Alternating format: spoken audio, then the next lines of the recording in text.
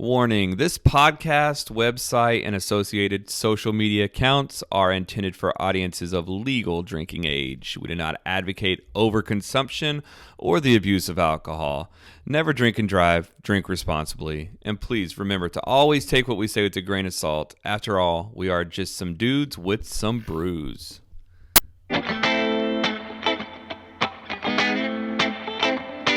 We started out by crawling out from under the thumb of the man. The lovers of God with dad bods, just trying to feed our fam. Go sit right there and grab a beer, you know just what to do. Throw it back, get hammered, and listen to Dudes and Brews. So, went to Bluebonnet this weekend, and it was awesome. You need to go next year. There were a lot of people that went that didn't brew, that just went to the event because it's fun. So basically, they do this thing called the Big Tasty.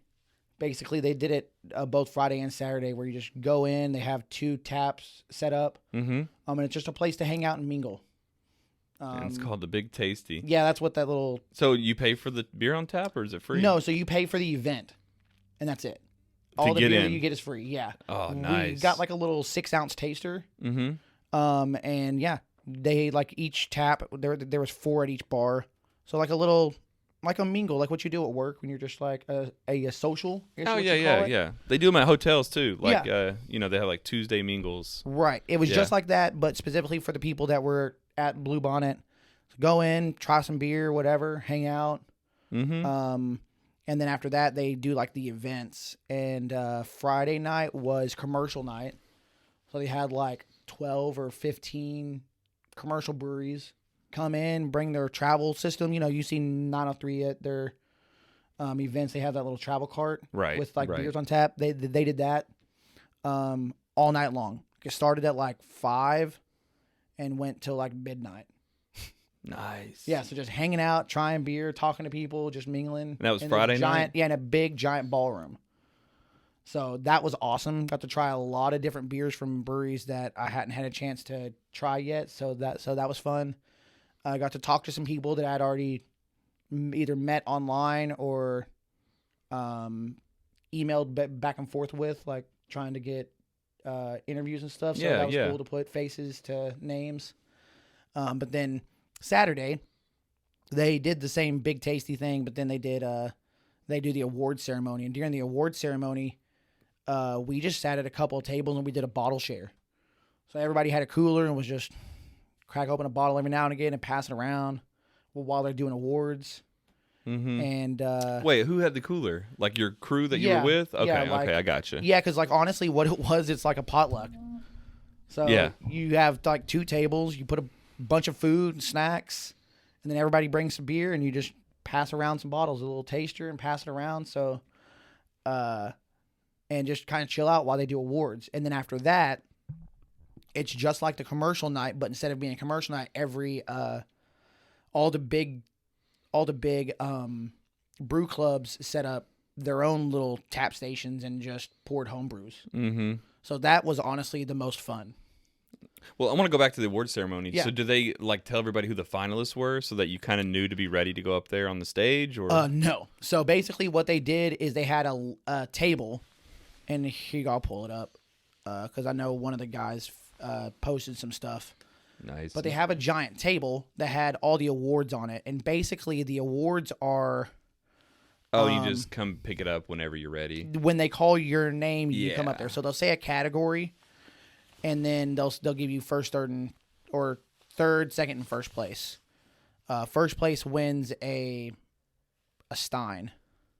That's a cool looking Stein. So this is it, and the Stein changes each year as far as the logo, whatever the logo is for that year. But yeah, so it's third, second, first place gets a blue ribbon and a Stein. And what was cool, and the guys told me to do this. So me and Eric collaborated on a beer. Like we brewed it together. Right. But when we submitted it separately. Try to give ourselves better chances of winning. And what's crazy is 2 guys won on a beer that they collaborated on. I talked to him about it. He goes, dude, same fermenter, same brew system, same. We even pulled it out of the same keg, submitted it, and they got first and third. which is weird. Yeah, it's rigged. I mean, honestly, when you taste that many beers, they didn't notice it was the same? Well, like, so it didn't they have the same title or anything? No, so you have to name it different. It'll tell you if there's a duplicate name whenever you enter it in. Okay. So you want to call it something different. But what I understood is that I think because they talked about a bunch of stuff as far as sponsors and who judged and a bunch of stuff before they actually started giving out awards. And it sounded like there was like a handful of like 2 or 3 guys that did the most judging, and they only did 9 beers. So like there was a crap ton of judges to try not to oversaturate palates is what it seemed like. Yeah, that's what I was wondering how that even would work. But again, to me, it's subjective. It is. Like they can look and see what it's supposed to taste like, but in the end, they're gonna pick what they think tastes best. I mean, dude, even this podcast, we rate a beer. It's very subjective. It's so subjective. And it's like you could give me the same beer 5 months from now. Who knows what I'll say? Right. You know. So it's funny. I just thought it was really funny that same keg even first and third. That's good though. That's evidence that it's a good beer. Yeah, and then I think they did like an English strong ale, and then I think the guy that won first, I think he won another one for something else. I don't remember what it was.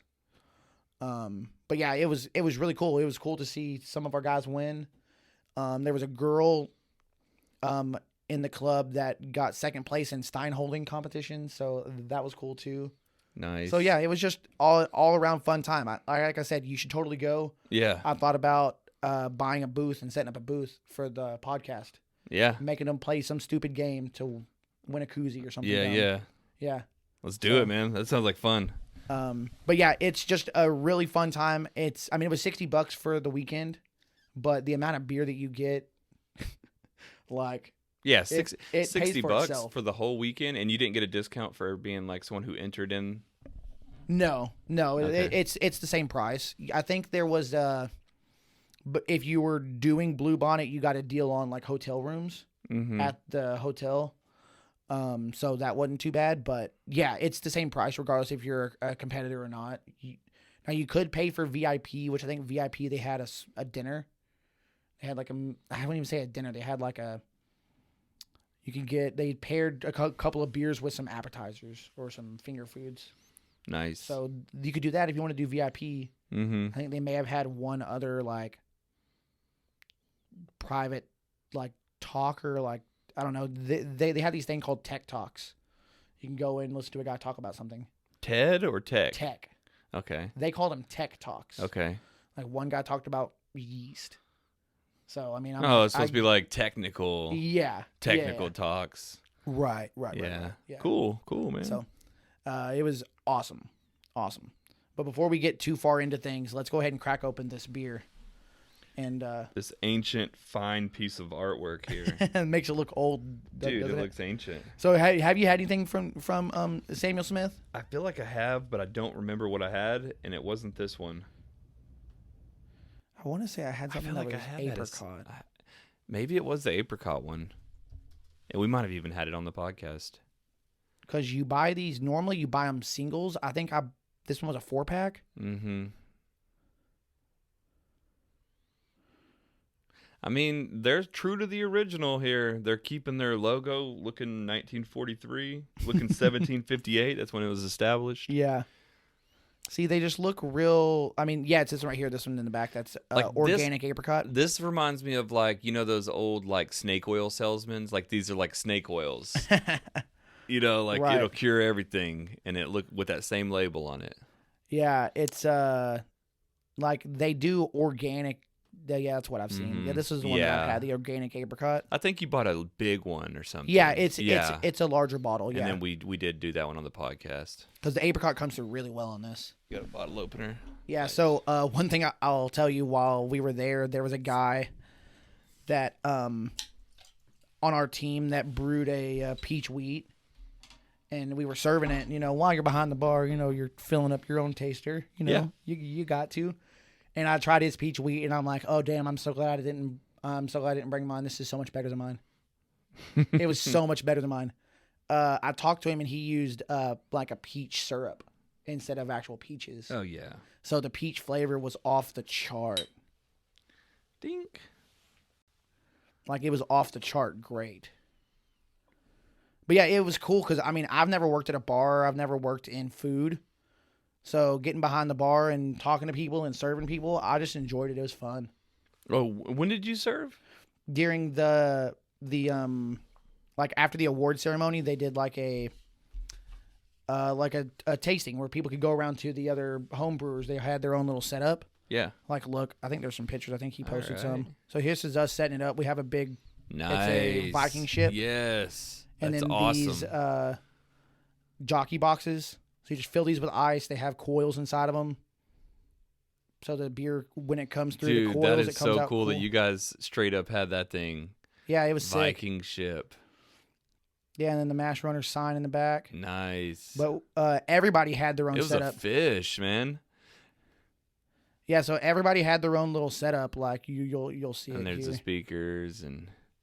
This is the guy that he picks more pictures than I do. Oh, and he was from your club. Yeah, that one. Yeah, nice. he's one of the guys that won. Yeah, it was that. It was a strong bitter. A strong bitter. But yeah, stand behind the bar and pour some beers. There I go, talking some shit to somebody. But yeah, this is where you can see the entire Viking ship. Yeah, I mean it's legit. But everybody had like some sort of bar. Like here's another place. Everybody had some sort of setup of some kind. There's the horsemen. They had their. Oh, you had to spin it, see what you're gonna get. I don't remember. I just walked up and called a number because that's what they'll normally do. You just have a number, so you just go up to the tap and they just count the number. Oh, yeah. Because for me, I was like, just tell me a number. I don't even know what's in half of these. I guess you could go mystery if you just wanted to spin the wheel and get whatever because they're color-coded as well. Oh, yeah. And each one of the tap handles on theirs was like it looked like a little knight from like... oh, I see it. Like chess. Like a little horse knight. Yeah. It was cool. Everybody had their own little setup, just depending on how big the place was. Draft Punk instead of Daft Punk. Right. See, nice. This was tuxedo. Cool. The little screen here that told you what it was. I liked that. But yeah. Oh yeah, that's real fish. Right. Man. Yeah, man, it was awesome. It was fun. We just had a board, but the thing is like I'll be honest, our club comes out when it comes to bringing beers. Most of these guys had 5, maybe 6 things on tap. We had like 20 things on tap. Wow. You guys don't play. Like everybody brought beer. And did you have anything on tap? Me and Eric brought that Saison. Gotcha. I should have brought that IPA. Mm-hmm. I don't know. I was hesitant about having everybody try it. But I should have just went. You should have just did it, man. And if they didn't like it, they wouldn't have drank it. Like not that big a deal. There were buckets everywhere. Yeah. Buckets where you pour out the beer if you don't like it. Yeah, like if you don't like it, or if you think you've had enough, or you want to rinse out your cup with water or something. Oh, nice. So buckets like at everybody's little station. But yeah, man, it was a blast. So try homemade beer, try the commercial beer. Yeah, it was cool. Yeah. Got to meet a lot of people. You know, rub elbows, kiss babies. You know. But seems fun. Cheers. Yeah, cheers, man. This has that original taste, man. This is what beer stouts used to taste like. Yeah, it's not real sweet, which is good. It's got that soy sauce taste that like. You always say that, dude. That's what the original stouts, man. Like before I started having all these sweet stouts and stuff. Right. This is what it tastes like. It takes a few drinks for it to settle on your palate. Right. I like it though. I like it too. It's got a good mouthfeel and everything. It's not real bitter. On the initial taste, I'm not too fond of, but then it sets, and then I'm like, ooh, I want another drink. So it's almost like a full experience then. Yeah, it's almost like I'm kind of torturing myself. But it's good. It's weird. It's an oxymoron. Wonder if it tells me anything fancy about it. It's brewed with well water. Fermented in stone Yorkshire squares. Mm-hmm. To create an almost opaque, wonderfully silky and smooth texture. Yeah, it's definitely got that silky texture. And it comes off a little dry, which is what they're saying here. This is dry. Yeah, it's dry. Bittersweet finish. But then it's got that bittersweet finish. Yeah. Yeah. Kind of like hits you at first, but then it leaves you wanting more at the end. Yeah, I'm not mad at it. I'm not either. I think it's good. So if we go to the old smell scale here, where you seeing this one fall at? So I mean, I do smell a little bit of oatmeal, like chocolate. Yeah, I think it's gonna be oatmeal for sure. Like some oats. Where's the oats on the scale here? Yeah, nutty. I don't even see oats on here. Yeah, that's where I'd put it though. Yeah, this right here, this cocoa malt is probably the closest, but I don't know. I'm starting to second guess the whole scale here and understanding this thing. Oh, really? So most of this from like fruity, floral, vegetal, spicy, heat-induced, biological, this is all smell. Right, but then why does it have a random taste and texture section? To give you something else. I don't know. Okay. It's not going to be fruity, floral, vegetal, no. That's funny, the cooked cabbage. It looks like I got a good cooked cabbage smell. I don't know that like, it's supposed to smell like that. Yeah, I know. I don't know about that. Because there's like a couple of things that I've heard, like sulfur's very common. That comes through sometimes that you don't want, and if it gives it like a buttery taste or a buttery mouthfeel, something's wrong with it. Yeah, the sulfur smell is going to be that cabbage smell. Yeah, I don't think you want that at all. It kind of has a bit of a tobacco. Yeah, I don't know. Nothing's standing out on the scale to me. I think that the taste is definitely you taste the oatmeal. Outside the oatmeal, it just tastes like your everyday English stout. Yeah. The way that they used to do it, man. That silky smooth. Product of England. I think that they did a phenomenal job. It's good to have something different, which is what I had basically all weekend. Something different? Yeah. Yeah. Like, oh, you're doing a Belgian blonde? Well, definitely got to try that. Right. Oh, you're doing a Tripel? Well, let me have some of that. I drink a lot of Belgian beers. Because not everybody brews them. Yeah. So yeah, they're all right. I'm not the Tripel or whatever. I'm not a fan of those. Really? Yeah. I just liked the difference because I mean, I had sitting around with the bottle share. I'm drinking aged stouts. Is basically everybody saves them for like the 3 big events that we do each year for the club. And so they save them and they bring them all. And so I did a lot of that, and I was like, I need to get something that's not as rich and sweet. Let's get something else. Man, I'd come out feeling sick at the end of the night. So that's why I started doing some of those like those lighter beers. Yeah. I had a smoked blonde that was all right. A smoked blonde sounds really good. I'm really into blondes lately. Yeah. Blondes, cream ales. What else did I have that stood out? Somebody made a ginger beer. Okay. That was pretty good. I told them they missed. Interested. They missed the lime and the vodka, but all right. Gotta make me a mule. That's what you should have done. You should have brought your famous drink, your lemon drink, with the IPA. I mean, honestly, so they say that they bring it every year. So I'm like, sweet. I'm gonna bring vodka and lime, and I'm gonna come over here and make me a mule. Yeah, dude. Mix it up.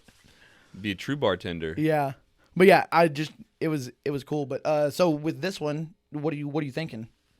I'm gonna go 3 on it. A 3? Yeah, I was thinking like a 3.5.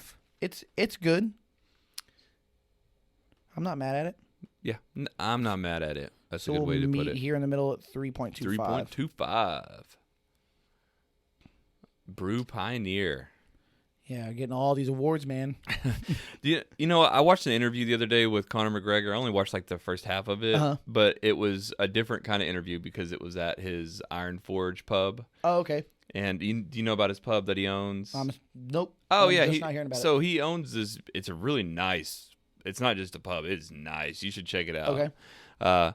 But he was being interviewed by this kid who was some Irish kid that he knew, and Connor, sometimes it's like, man, he acts like he's an expert on everything, but it's like, what part of this is BS?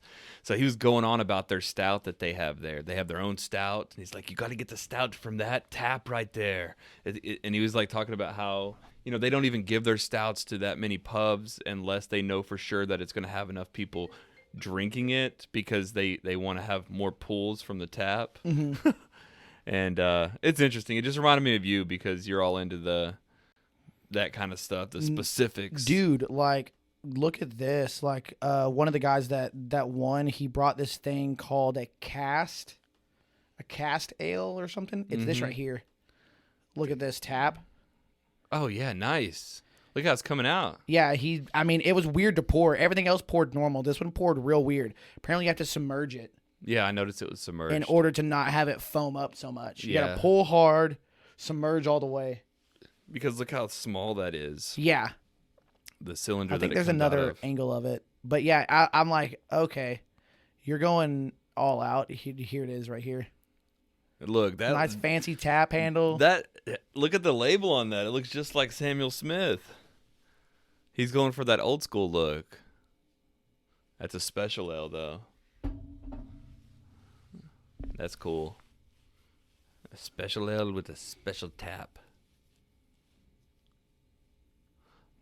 Yeah, it was awesome. Yeah, Hogsback Brewery.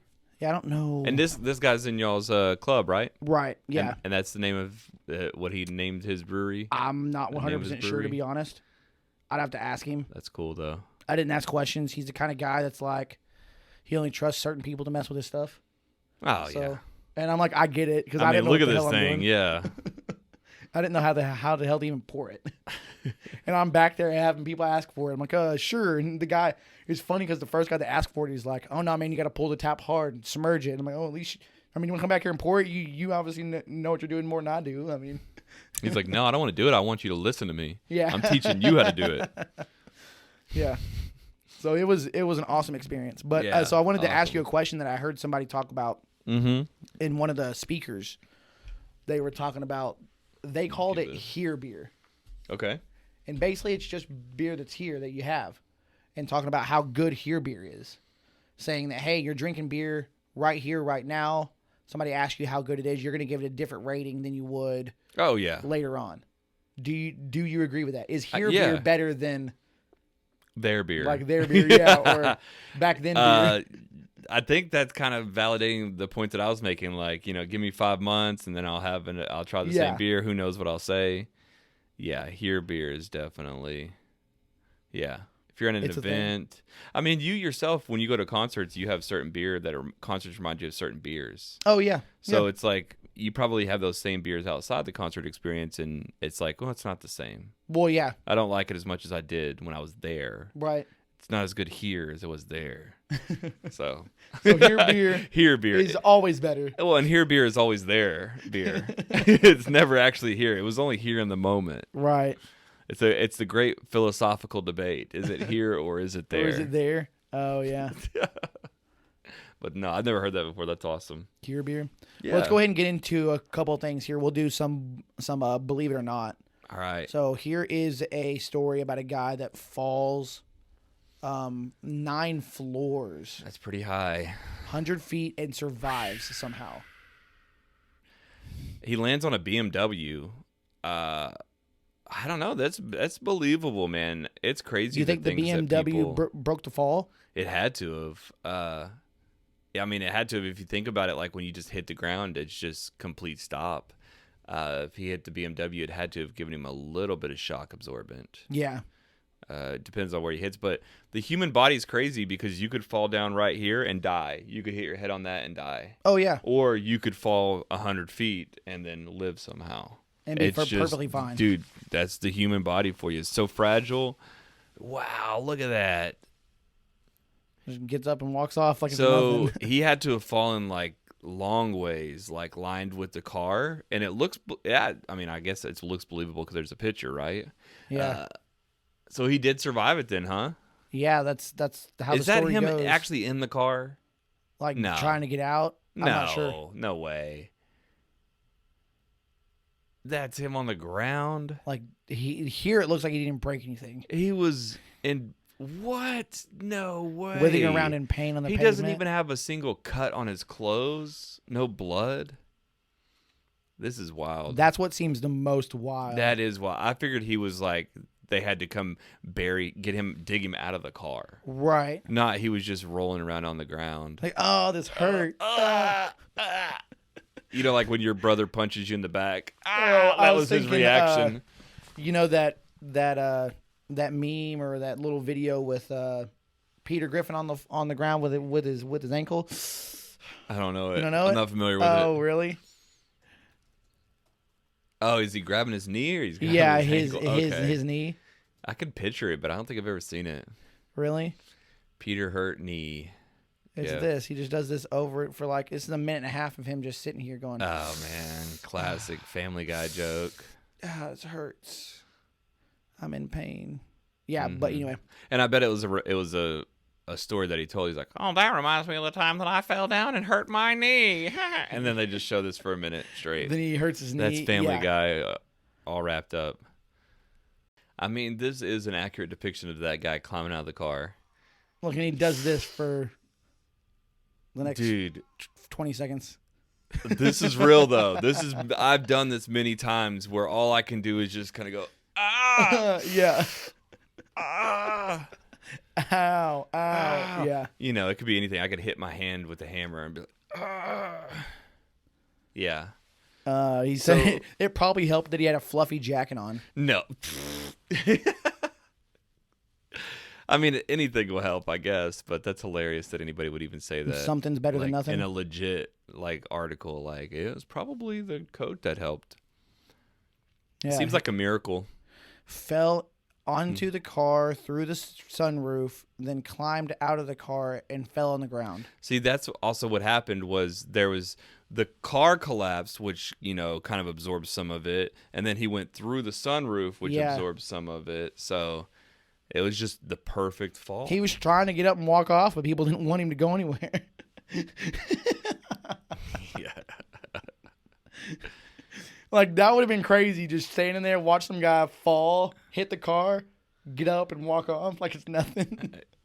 Like something out of a movie, man. Dude, something. That's like I think that happened in that movie Hancock with yeah, I never watched with that Will one. Smith. Yeah. He was a drunken superhero. Yeah, right. I knew about it. I just never watched it, but yeah, that sounds right. Falls, even from the trailer, himself. That might have even been in the trailer. Yeah, maybe. Yeah. Gets up and walks off like it's nothing. Yeah, it don't make any sense to me. I think Will Smith's acting in that trailer was what made me think this movie sucks. I mean, it was all right. It wasn't one of his better roles, but it was okay. Yeah. So it's real then? Yeah. Case solved. Yeah, so that's crazy. Got another one here for you though. This is really more of, hey, how crazy is this? Mm-hmm. So yeah, I mean, after that last thing with the guy getting up and walking off, I don't know. All right, so this one's pretty crazy. I saw it for a second. The skydiver gets hit by the plane. No, he doesn't. Oh, the plane stalls out. And nearly hits him. Yeah, wow. The video, and we'll see it here in a second, but like the plane kind of stalls out after these skydivers fall. Mm-hmm. Or jump, I should say. Makes it sound weird if I say fall. I mean, technically, it's what they're doing. Well, yeah, but they do it on their own. They're doing it on their own. Yeah, here it is. Heart-stopping moments for skydivers in South Africa. Take a look at this. The incident happened last month. Newly released video shows the group 16,000 feet in the air beginning their jump. But just as they let go, the airplane stalls and spirals toward the ground. Look at this. Moments later, because it looks like the plane's falling just like they are. Yeah. Narrowly missing a couple of the skydivers. Thankfully, the pilot regained control of the Dude, how do you even know which side's up? And landed safely, and no one was hurt. Yeah, once it stalls and you just start spinning, and it's like you have to have some composure. Yeah. Because how do you know which way's up? Especially your heart's pounding because you're like, oh no. Right. And then all of a sudden you're flipping, and then you're going straight down. So what I understand, because I talked to a guy that I used to sit next to in the office that was training to be a pilot, and they go through all kinds of things of like when they go through training and stuff. Yeah. Like, hey, we're gonna flip off an engine as we're in the engine. Yeah, just in they case do the that. Engine tears down or something or goes out, so you know what to do and how to counterbalance the flight and whatnot. So yeah. They do as much as they possibly can to train for those types of situations, but for both of them to go out, right, like try to kick it back into gear, it's like driving down the highway and your car just shuts off, and it's like, well, crap, let's see what I can do to get this car back started and get going again. Like, I had that with my Impala right after I bought it. It had this thing that's called Service Stabilitrack. Okay. And what it would do is you're driving on the highway, and then all of a sudden it says Service Stabilitrack, and then it's like almost like it's pushing on the brakes. So you're going 60, 70, and then all of a sudden, and then your wheels locked up, and it's like the car is like, it's still kind of going, but it doesn't, you have no control over it. Oh, really? It was ridiculous. They had to actually change like the gas pedal. It was like something with the gas pedal mechanism. Oh, dang. Yeah, so that's crazy. Scary stuff. Yeah. But I mean, that's nothing compared to an airplane. Well, no. But it's a very similar feeling, though, of like you have no control. Right. You were going fast. Everybody else is still going fast. Right. You can't even like put on the brakes, so their brake lights aren't really even working. Mm-hmm. Maybe they were. I don't know. I don't even remember. But that's crazy, man. Yeah. Yeah, dude. That's nuts. Scary stuff. I mean, I've never skydived. Have you? No, I would never. Really? Why not? No, dude. I'm not into heights, and I'm not into purposely sketchy situations from heights. I'll do sketchy stuff, but not heights. We do like roller coasters. Yeah, but that's not so sketchy because you're strapped in. Yeah, but I won't do a roller coaster ride that's like really loose. Okay. You know, something like that. Like even those little swings where you're kind of sitting there. No, I'd rather ride a scary roller coaster that has me strapped in and trust the mechanism than something that seems janky. Okay, I so gotcha. Jumping out of an airplane is the definition of janky. It's just you in air. I've done that, like little small parachutes at like Six Flags or something. Yeah, and it's been weird, but I can't say never. Have you ever done the one where they pull you up and then cut the string and you swing? No. I did that once and I've never again. even done the Superman because I don't do the Superman. I mean, but it's something that I can't say I'll never do something because, I mean, there's always a possibility of somebody talking me into it. But so far, no. I've stood in line for the Superman a few times and then made it to the end and then chickened out. Oh, really? Mm-hmm. I don't like that. I don't like the straight up in the air. It's like it's not fun, so I have no desire to do it. So, no. Allie took the kids to Six Flags last summer, and this was a mistake. I think that they did this backwards, but Luke wanted to ride the Superman, and that was the first ride they rode, and it scared him to not want to ride anything else. Yeah. No. Yeah, I'm like, well, you're braver than I am. Yeah, I wouldn't do it. I like the Titan, though. The Titan's legit. But the Titan only has you up there on the top for a minute, and then it's all So after fun. it drops, so what it does is it drops, and you go around like this.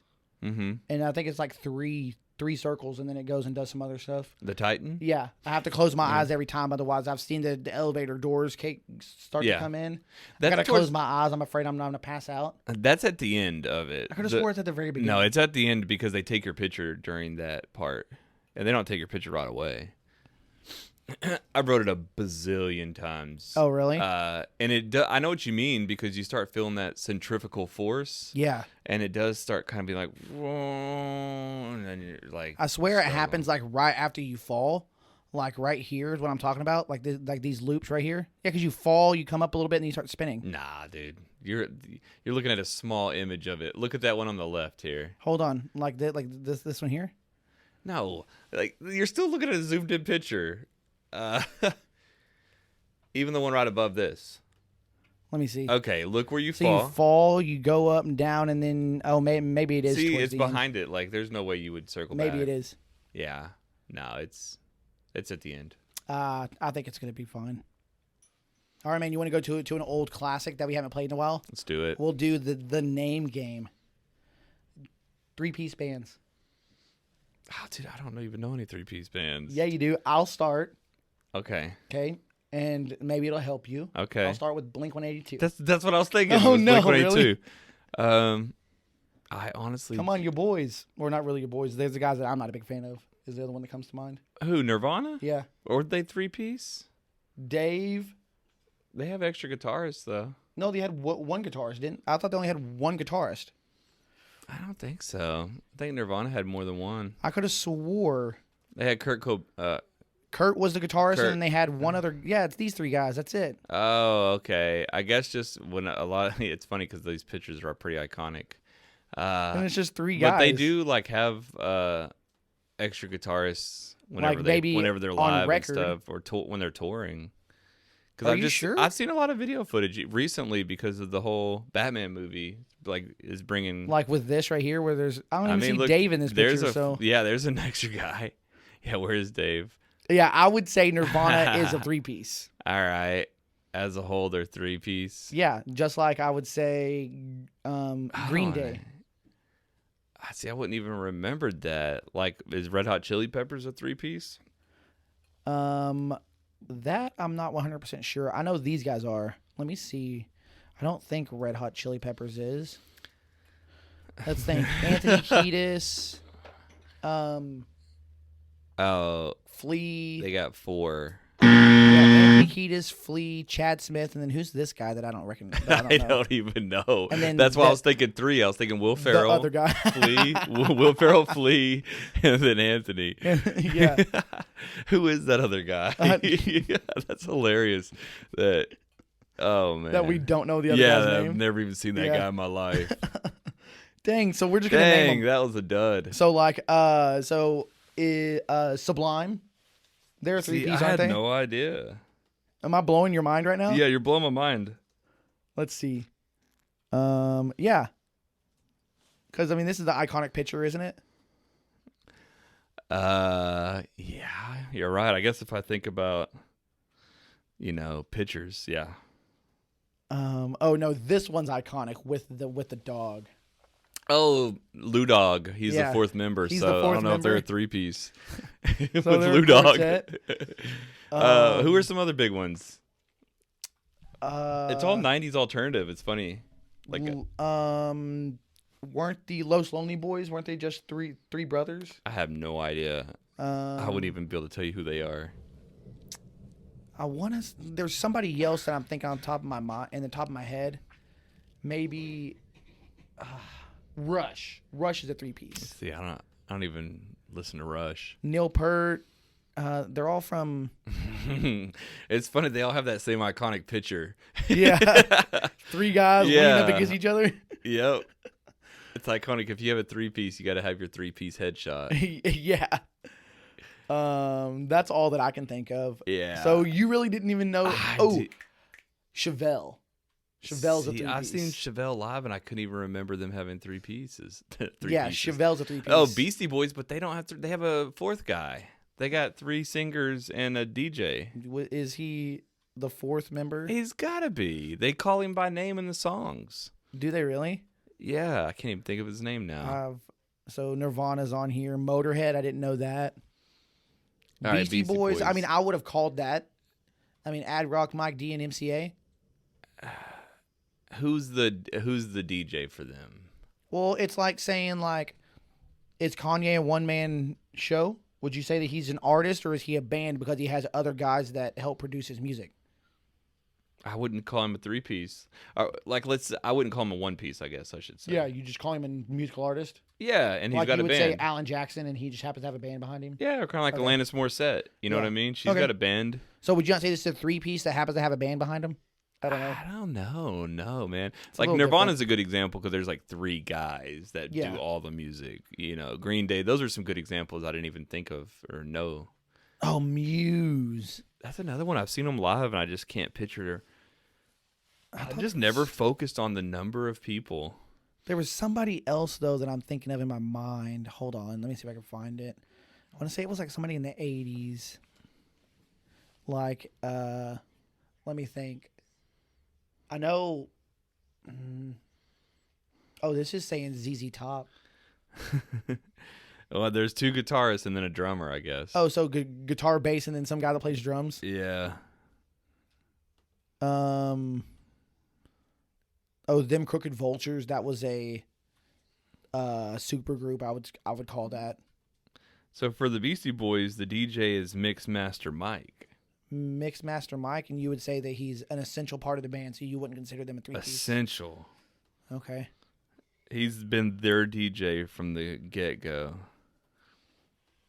Man, I was really thinking you were going to be able to get some of these. I know. Usually music is my thing. That's why I was like, man, this one should be all right.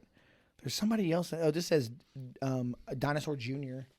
Never heard of them before. I've heard of the band, but I've never listened to them. They were popular in the 90s. Blink-182 is the one that I knew.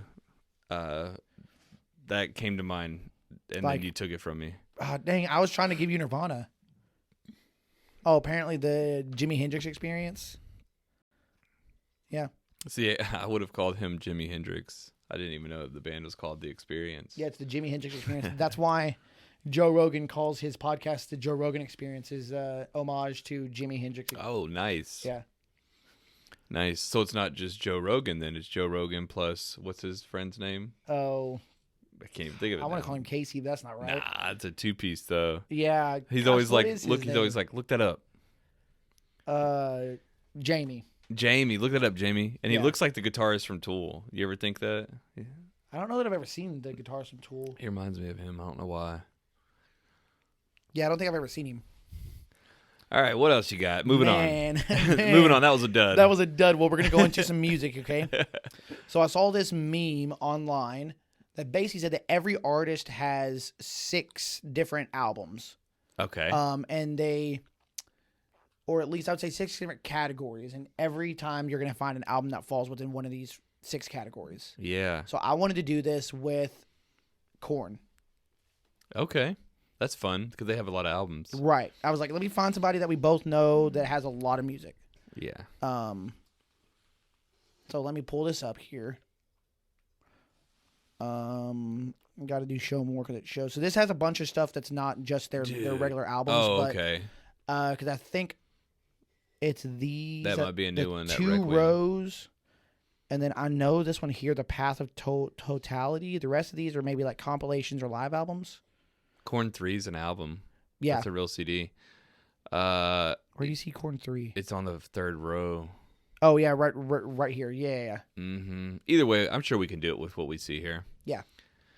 So, first one is, what album do you think is their most underrated album? Underrated. I would think Untouchables. Dude. Was going with the exact same thing. When I was looking at this earlier, I go, yeah, it's definitely Untouchables. But also not take a look in the mirror. See You on the Other Side. That one has some good ones, man. That's whenever they really came back with a different sound. 2nd row. Am I blind? 2nd row. Oh, right here. Oh, this is the one left. that had Coming Undone. Yeah. And Twisted Transistor. Yeah, it's underrated. It's kind of like they were past their prime, and it was pretty good. It might be underrated because I don't know any songs out of it besides those 2, and those were the hits, the singles. Untouchables came out, and my brother bought it when he was in high school, so I listened to that album a lot, and I hear nobody ever talk about it. I know they don't. So that's why I love every song on that album. Yeah, it's not very. And it was big when the singles came out. People were into them. They were popular. What is it? Beg for You? Is that the song? The big song on that one? The big one was that they had a couple of them. Oh, Here to Stay. Yeah, Here to Stay. Yeah. I like Hollow Life a lot. That was a good song. I don't know why I thought this one had. Obviously, I'm thinking of Alone I Break was great. Mm-hmm. Yeah. See, they had a couple of singles that were big. Mm-hmm. Yeah. So I liked this album a lot. So I would agree with you. The most underrated. For going one that got popular, so one that maybe didn't start popular but became popular later. Ooh. That's the way that I'm reading this. So what category would be the one that made everybody that got popular? I think that I would call it a fan favorite. I mean, we can fans are different though. When you think of got popular, it's like everybody knew it. See, and I think of something that maybe didn't start popular but became popular. But I was gonna say with this one, the one that got popular, I was gonna say their first album, Korn. I would say, based on what you were saying, how it got popular afterwards, I would agree. Yeah. Because once Follow the Leader came out, everybody knew them. Oh, they forgot about the first one. And then they went back and started listening to it, and then it's like, oh, this is good too. Right. So I would think even Life is Peachy could be there. But the very first one, it got popular afterwards. Yeah, and I mean, because it looks, Follow the Leader came out in 98, and then Issues in 99. Mm-hmm. I don't even see Issues on here. I forgot about Issues. It's right here. Oh yeah. So these 2 albums is what made people go back and listen to the first one for sure. And the second one, Life is Peachy. The only song I remember on that album is Lowrider. Yeah, that album wasn't good, but people went back and listened to it. Yeah. So I don't know that it got popular again, but And then experimental, huh? I would think experimental would be C on the other side. That's when they started doing more electronic sounds. No, they did an album with, gosh dang it, with a bunch of dubstep artists. They did an album with DJ Screw. Chopped and Screw. DJ Screw from Houston? They did a chopped and screwed version of See You on the Other Side. The whole album is chopped and screwed from DJ Screw from Houston. Is it? Because like that Southern, here Texas rap? Yeah, they chopped and screwed that whole album. And but that's pretty good. I want to say it's this one. Let me double check. It was right about the time that it was this one here. They did this album with a bunch of DJs from that did dubstep. Like, I mean, you're familiar with Skrillex, or you may have heard of Skrillex at least.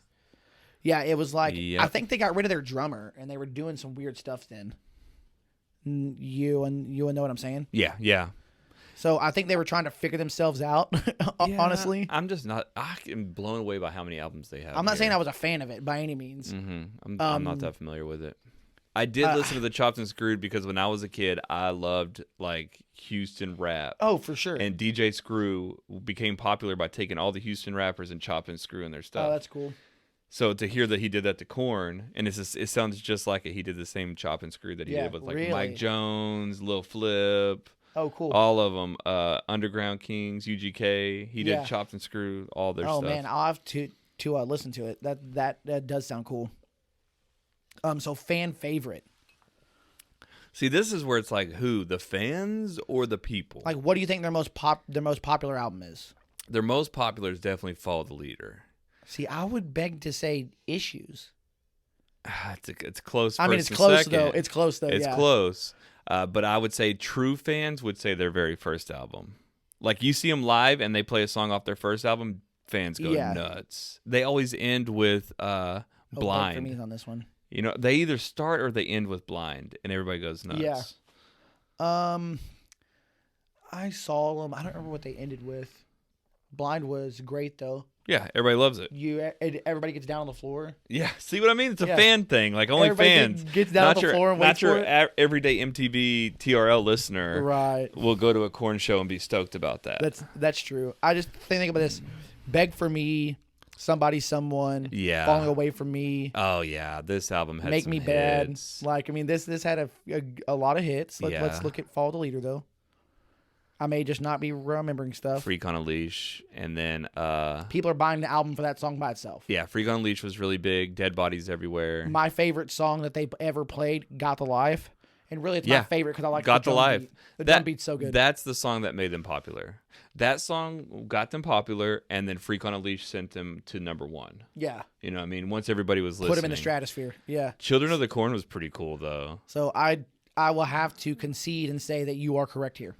Mm-hmm. That because of those two songs, even though the other one may have had more hits in my opinion, those two songs, put them on another level for the average MTV listener, as you mentioned. And then for the fans, this is when they started the Family Values tour.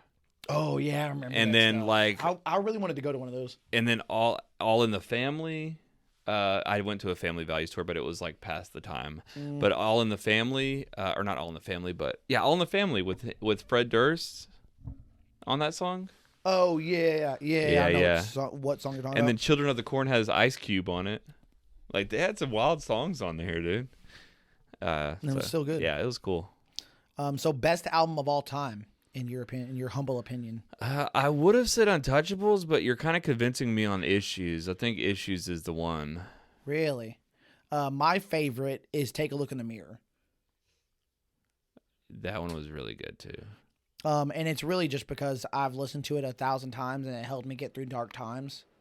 Probably not the best thing to get through dark times because of it's really angry. Oh, their stuff is though. But this is where you chose to channel your anger. Yeah. Yeah. I mean, it starts off with Right Now. Yeah. So it gets their music as a whole is pretty angry. Yeah, I just don't think I listened. So I would say Wesley Snipes as in the movie White Man Can't Jump says it best. Okay. When he says, I'm like, where are you going with Wesley Snipes? But okay. When they're driving in the car, and he says, "You can't hear Jimmy. You're listening, but you can't hear him." Oh yeah. It's like and I go, okay. I don't think I really sat and took a moment to really hear Korn until this album. Yeah. And actually listen to the lyrics and see what they're like talking about. The other ones, I mean, it's just cool. I'm singing someone. Like, I'm not really paying attention too much to the lyrical content. There's a lot of pain in all every album. There's a lot of pain though.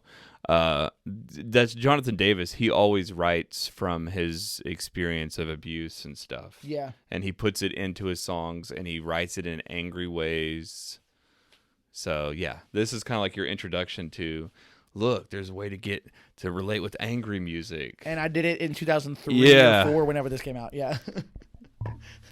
Which I didn't even listen to this album in that. I didn't listen to this one all the way through until like 2014, 2015 maybe. So way after like they'd already hit their, I don't know if I'd say their prime, but after they'd already gotten big. But so you're going with Issues maybe? For the best album, yeah. In my opinion, Issues. And cult classic. For cult classic, I'm thinking Life is Peachy. Because I'm thinking, I don't know why people like it, but people love it. There's a cult following. And that's the definition of a cult following. It's like, it doesn't have to make sense. People just are into it. Well, the thing is, I'm normally into some of those cult classics. Yeah. And this is one that I go, they have Twist and Lowrider. Yeah. Like, but Twist and Adidas. Everybody loves Adidas. Oh, everybody loves Adidas. Twist. But Twist is like introduces that whole like he's speaking his own language. I call it like metal scat. Yeah, and he did that in a few other songs, many other songs too. But this is what introduced it, and that was the most hardcore version of it. So cult. Yeah, only the true fans of Korn know that language. Right. And that's where it originated. See, it's crazy how popular that song became because it was on their greatest hits. Uh-huh. And it's only 50 seconds. Right. It's just an intro, which their intros are some of the best stuff. Okay. Their intros. That's what makes them good. Like I think of the intro to the song Clown, I think is what it's called. When they're like, 4, 4, 4. I don't remember that one. Just drop the beat. Oh, yeah. Exactly. Yeah, and then it comes in, yeah. But Issues has that, it's like, all I want in life is to be happy. And then the bagpipes start playing. Yeah. See, that was probably the coolest part of the show, that he comes out with bagpipes and plays. Oh, yeah. I saw him live one time where they come out with a huge fire hose. Oh, cool. And sprayed I wasn't in the pit because it was at the lawn, whatever that lawn place is. And it changes its name so many times. Yeah. I knew it as so I was in the Smirnoff back in the day. But down there, though, he had like it looked like a fireman's hose. Like he had to put on his shoulder and be like, see, so they put on a show. That's one band I really want to go see headline. Yeah. Because I saw them open for Slipknot. So they did a small show. Oh, no. I mean, it was cool, but it was on, like, Head literally sat on top of an amp the entire time. Oh, yeah. Well, at least you saw him with Head there. It was cool. Yeah. I enjoyed it. No, I think he's back in the band. He is back in the band now. Yeah. So, yep. I enjoy them. Even now, if they come on shuffle, I'm probably not going to change it no matter what song it is because it's always fun. I haven't listened to a single Korn song in so long. This is probably going to make me go I back don't seek them out too much anymore just because there's so much new stuff. Mm-hmm. But yeah, it's always, I've got it saved, so if it comes on shuffle, I'm going to jam. Yeah. And they have a lot of music that's just like garbage. So their newer stuff I haven't given a chance. I guess I mean like the content of it and like what they're talking about. It's just like, yeah, that's just not my life. Right. I get it. It used to be, but it's not anymore. But so but now that we're talking about it, I might throw a couple songs on the way home. Not go do a couple of throwbacks. Kind of like how you say let your lead out. I might need to let some corn out. Right. Get some anger That out. sounds terrible. Throw a couple of drywall missiles at my windshield. You ever heard that expression? No. They always say, it's like popular on the internet. They say like Chad's like, they got them drywall missiles where, launch your hands through the drywall. Get out of here. I have never heard that. That's funny though. Corn will get you throwing some drywall missiles. I mean, whenever you say that, it makes me think of people at a show doing like hardcore dancing. Oh yeah, their life is drywall missiles. And then they let it out there. But then those kind of people, they leave the show and then they're so timid. Oh yeah. So it's like they need that out. They need to throw karate kicks. 100%. Then they don't care if anybody's around them. They're just karate kicking by themselves. And I'm like, do that in your yard. Right. Yeah. I was talking to a guy the other day, and we were listening to some Slayer. Yeah. And he said, because Justin, my brother said that when he saw Slayer, that they were so nice. Mm-hmm. He's like, man, they'd be up there. They'd be like, hey, I appreciate everybody coming out. Like, everybody just have a good time. Make sure to take care of one another. We're just here to have fun, really enjoy it. Now, this next song's called "Kill Your Mother." They're going to something like really heavy. Yeah. So kind of the opposite kind of vibe. And he goes, the buddy I was talking to said that he's heard in an interview that the lead singer was like, man, everybody should be in a band where they just scream for an hour a day and get all your anger out, and then the world would be a much more peaceful place. That's what brings world peace. Screaming in a band. No, it's just getting the anger out without like hurting somebody. Yeah. So that's what it makes me think of, these guys that get all their aggression out in the pit doing the hardcore dancing. Mm-hmm. So they can that's their outlet. That's if you have built up animosity. Yeah. But what about people who just fly off the hinges? Yeah. Just, you know what I mean? Things anger them in the really moment. short fuses. Yeah, they got short fuses. That doesn't help short fuse guys. Right. That helps the guys who are just like, keeps them from like bottles it up. It's kind of like those Purge movies, what they try to portray as happening. Like, I got all this bottled up. I need to kill people. Yeah. It's awful, but yeah, it's like, so it's like these little timid guys that like throw karate kicks. They like, they're serving drinks at Starbucks and like, Rebecca, and then I'll call them. And then they go there and they throw karate kicks and, flying punches. It makes me think of like in Office Space. Yes. Like they're just chilling. They're trying to hold everything in and then they take it out on the printer later. Yes. Yeah. Yes, that's exactly what I'm talking about. So there's different kinds of rage out there. It's Michael Bolton trying to hold it in at all times and he just snaps. Yeah. Yeah. Like that guy. Yep. Oh man. Well, brother, I appreciate you coming out again. I really enjoyed this. You obviously enjoyed it a little bit more than I did. I did enjoy it. Yeah, it's got that Pringles feel to it, where makes you want more. Like once you pop, you just can't stop. Man, so I got the taste in my throat right now, and I'm liking it. Oh, really? It's like that dry taste. Yeah, that I hated at first. It finishes dry and a little bittersweet, and the finish is honestly what sets it off. Mm-hmm. So they did a really good job. I need to try these guys more. They do turn me off that they do a lot of the bomber style. Yeah. Because sometimes I don't want to drink a whole bomber. Mm-hmm. So I bought these because you get them in a 4-pack. But not mad at it. So if you want to, go pick you up a Samuel Smith. Yep. You'll know it because you'll see that gold leaflet. You some gold leaflet. And I've heard that when you pop it open, if as you're pouring you happen to get a little gold leaf in, that's a little extra luck. Then you got good luck for 5 years? A little extra luck, yeah. A little extra luck. I didn't get any gold leaf in mine. No, now it can't be on purpose. It's got to be accidental. Okay, because I was like thinking strategically, like no, if I could make my own luck. Okay. Because if it happens on purpose, then it ain't real. Nah, then you're making your own luck. It's not. That's the opposite of what luck is. Right. So man, make sure to follow us online at Instagram and Untappd @ Dudes&Brews. But we're out of here. Peace. Merchandise available, and this stuff is amazing. We've got a few awesome designs. We even have all new pint glasses and stickers. You want one of those glasses. I mean, you already drink a beer while watching the show anyway, so you might as well support the show and put your beer in one of our glasses. The link is in the description, so hit that link and pick up something from us today. Make sure that you use the code DUDES10 at checkout to receive 10% off your order. Again, that's DUDES, DUDES 10, the number 10, 10, at checkout to receive 10% off of your order. We appreciate you guys tuning in for another episode of Dudes and Brews. If you haven't yet, please subscribe to the show on Apple Podcasts, Spotify, whatever platform you're on. We're on there. We have a YouTube channel, Dudes and Brews. We would love if you would subscribe there as well.